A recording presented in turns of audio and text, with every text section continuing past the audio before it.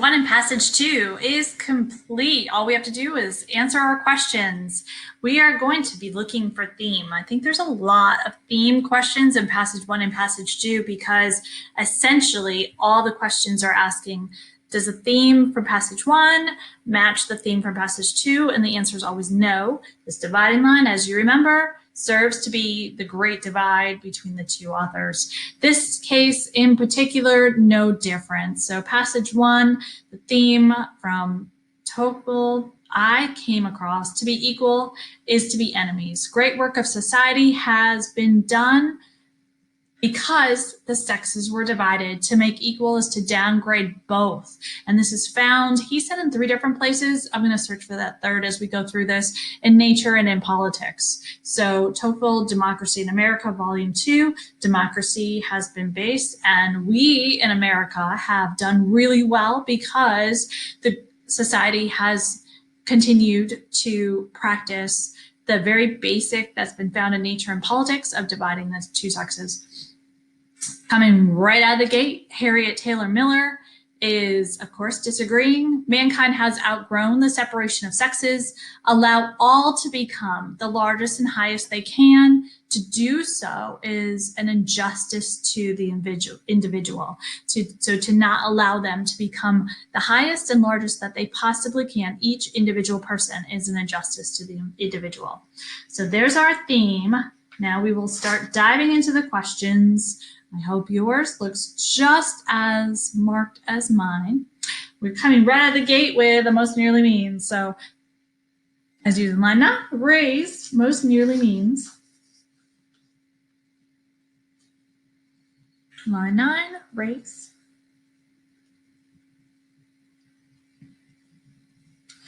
I believe the same social changes will bring near to the same level the father and the son, the master and the servant, and superior, inferior, generally speaking, will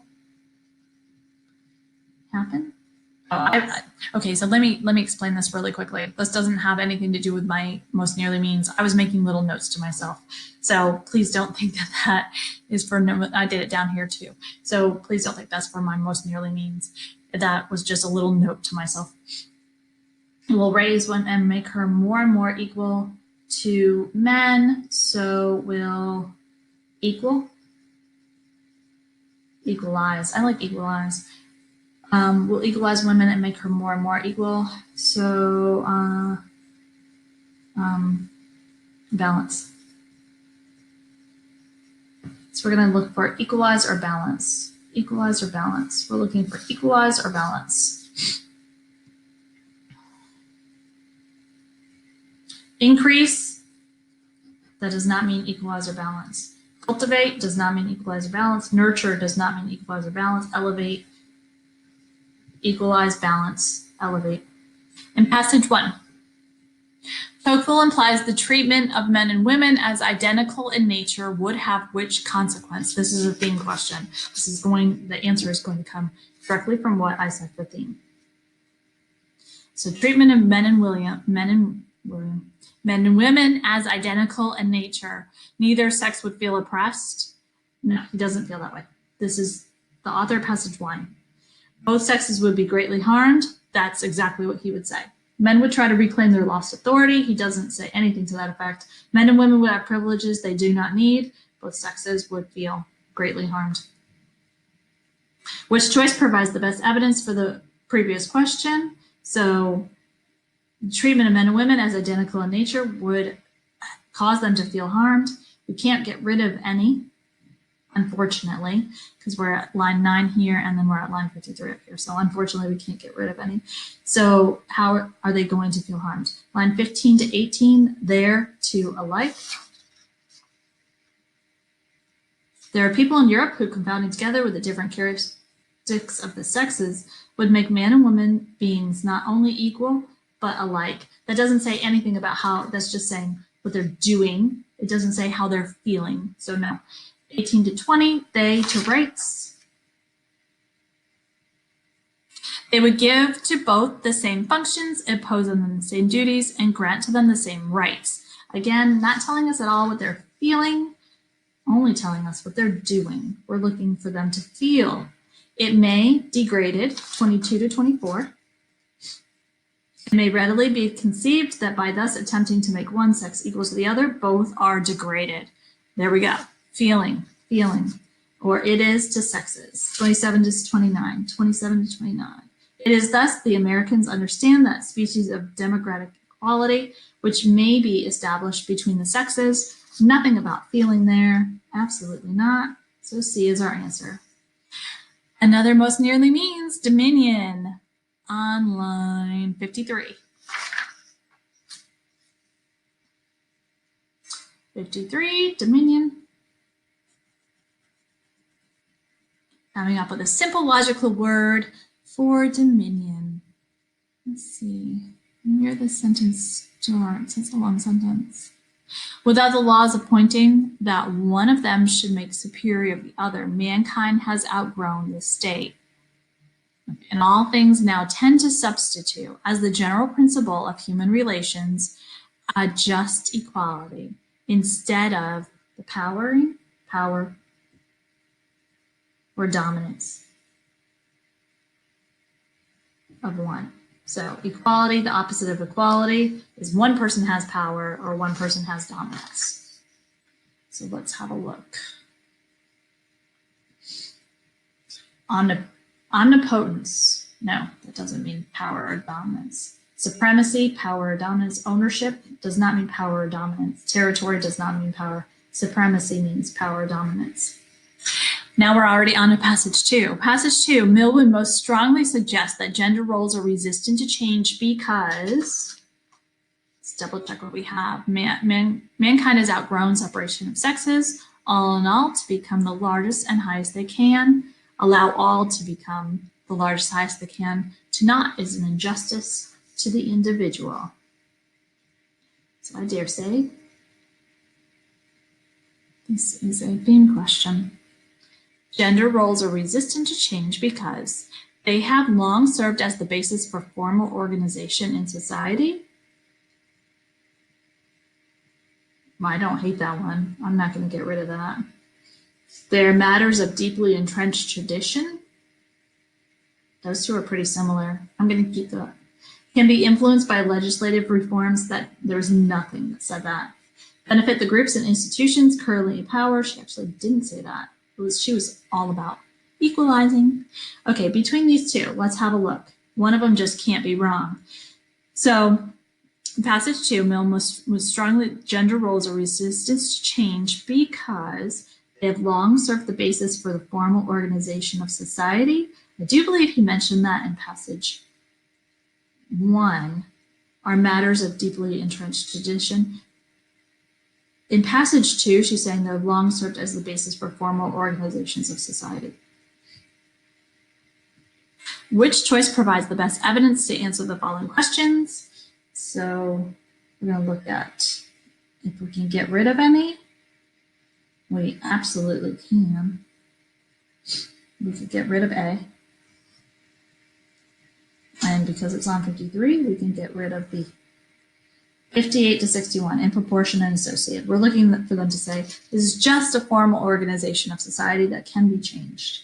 So 58 to 61, in proportion to associated.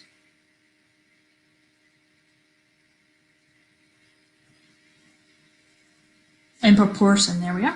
To the strength of a feeling is the tenacity at which it clings to the forms and circumstances with which it has even accidentally become associated. I like that one a lot. So I'm definitely going to keep that one. Let's just narrow down.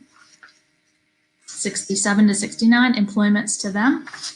Again, we're looking for deeply rooted things. 67. Employments will fall in the hands of those men or women who are found by experience to be most capable of worthily exercising them. Doesn't answer the question. Getting rid of that one. I don't like that. C says it best. Both authors would most likely agree that the changes in gender roles that they describe would be A, part of a broad social shift, sure, toward greater equality. Now, whether or not they agree that there should be greater equality, no. But would they say that men and women would be equal? They can't get rid of that word equal. So I'm not going to get rid of A. Although I do not think that the author of passage 1 would be happy about it, but he would say that they are equal. B, unlikely to provide benefits that outweigh their costs. There really wasn't any economic speak of that. Inevitable given the economic advantage of gender disequality.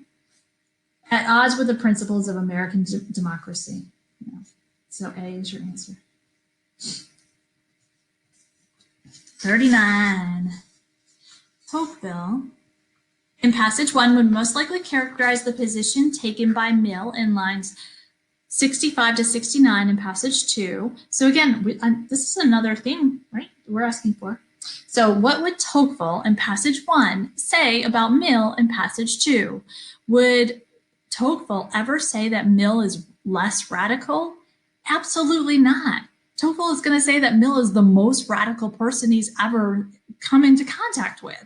So absolutely not.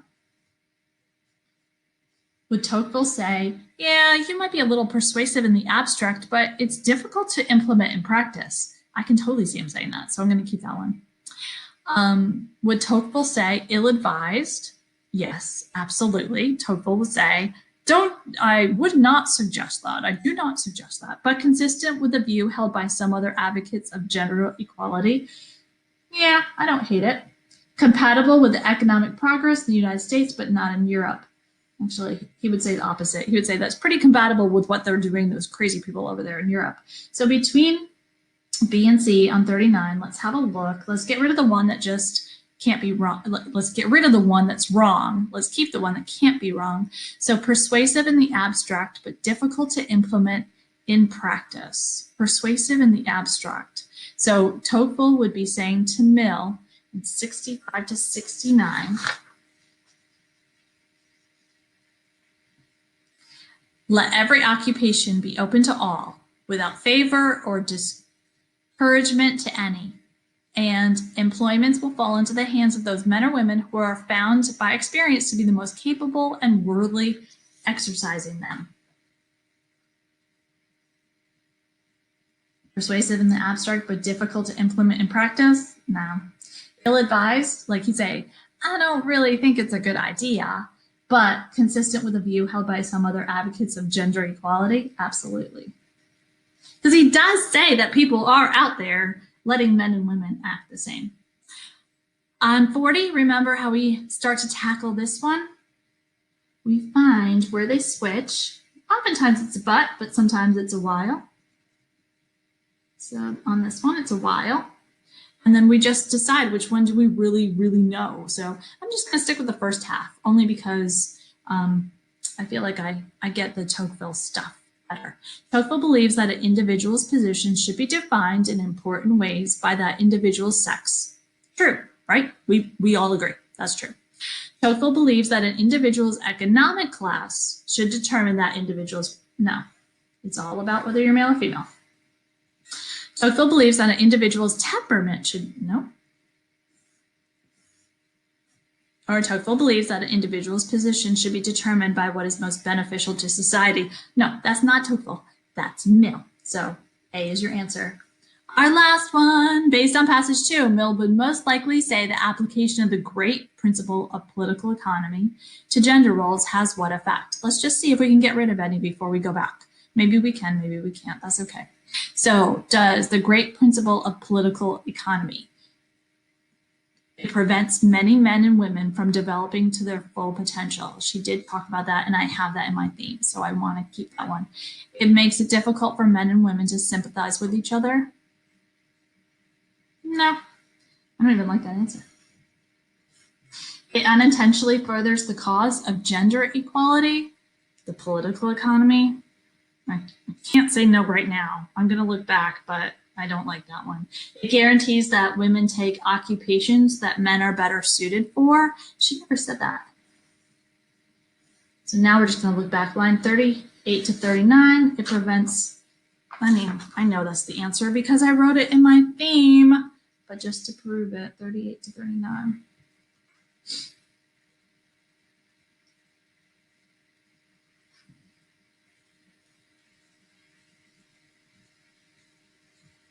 The Americans? The great principle of political economy. Yeah. The Americans have applied to the sexes the great principle which governs the manufactures of our age by carefully dividing the duties of men from those of women. Yep. It doesn't allow them to be their largest and highest self. It's an injustice. So we're picking C. I hope you felt that was easy. I mean, we are just rolling through these pretty fast. We're going fast. We're just reading for theme and not thinking twice. So our next one, how the Higgs boson was found. How the Higgs boson was found. So our next science one, so we are reading for research design. We're going to circle dates. And we're reading for theme. If you haven't already just bought into marking the text, just do it for me. Just mark it up. Just make it as marked as I have. Because you see, we're predicting questions. Because I marked it, I can remember the answer when I get to the questions. And that saves me a lot of time. You have 52 questions. That's it. Like, and you have a very limited amount of time to get through those. So why not take the time to mark the text? And why not take that active reading strategy that we know works so that we can then, you know, get to the time limit and have extra time. Wouldn't it be crazy? Have extra time. So let's read our next science. This should be our final science. Reading for theme, as always, bracketing research design, circling dates. Can't wait to see you after you have marked up that text.